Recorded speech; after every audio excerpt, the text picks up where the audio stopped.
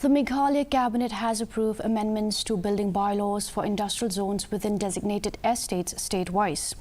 MDA2 spokesperson and Cabinet Minister Paul Lyngdoh said the revised bylaws aim to meet the demands of urban expansion, particularly in areas like New Shillong, where organized urban planning is essential. The new regulations categorize industrial zones and set specific requirements for floor area, ratio and setback standards for different types of buildings. It involves amendment of the building bylaws for these industrial zones.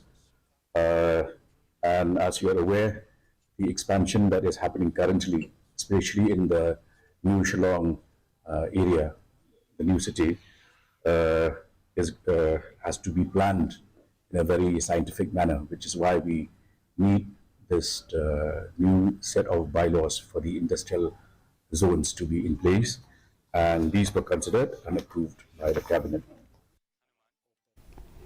Tura MP Saleng Sangma today